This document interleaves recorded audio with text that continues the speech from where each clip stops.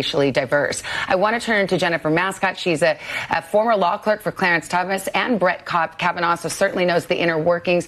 So when you look at an opinion like this, you see all these concurrences, these dissents, you know that they've grappled with a key precedent of the court. What are your thoughts about it? Well, thanks so much. Yes, I mean, I think today, obviously, 6 justices of the court have said that under the Equal Protection Clause of the 14th Amendment, that admissions programs cannot discriminate, cannot make admissions decisions squarely on the basis of race. As others have mentioned, the court is saying that if race has impacted your life and it's had a connection with some kind of character or quality or aspect of your background, that like any other part of your past, obviously, in an admissions decision can look at it, can consider it. But strategically, one thing I find very interesting about this big blockbuster con law decision of the year is that there are some interesting contrasts to the Dobbs decision last year that overruled Roe versus Wade. Here, there was actually a statutory basis on which the court could have found the university programs unlawful, and instead it decided to squarely take on the constitutional question.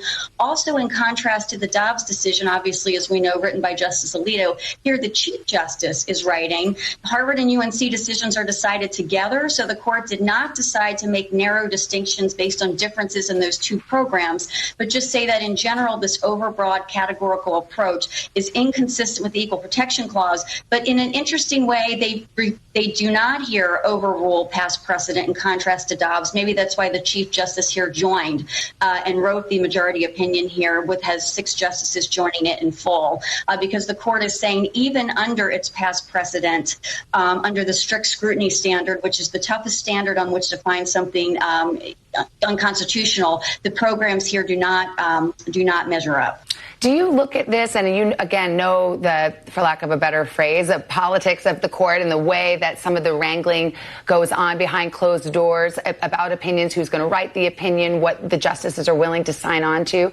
Do you feel that had it been, let's say, an Alito who had written that opinion or a Justice Thomas, that you would have had an overt, we have overruled Grutter, and do you consider Chief Justice's decision to be something of a compromise position?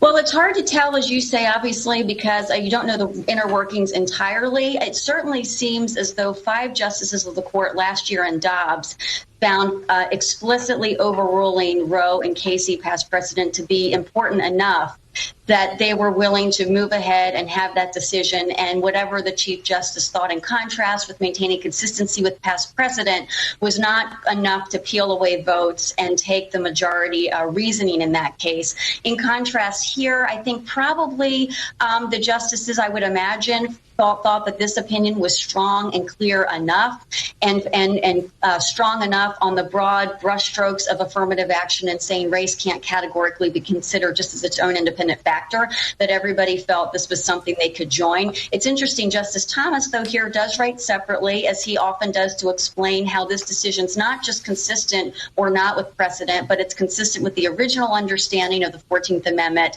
how folks at the time would have thought this amendment would have been carried out. And then Justice Kavanaugh writes separately to explain how this opinion is consistent with past precedent. So perhaps behind the scenes, his vote was also thoughtfully considering here how the ruling today was going to be consistent with what the court's done in the past. Jennifer Mascott, we're talking about your 2 former bosses, having clerked for Justice Thomas and Justice Kavanaugh. Great to have your perspective, and we'll continue to check in with you. But for the moment,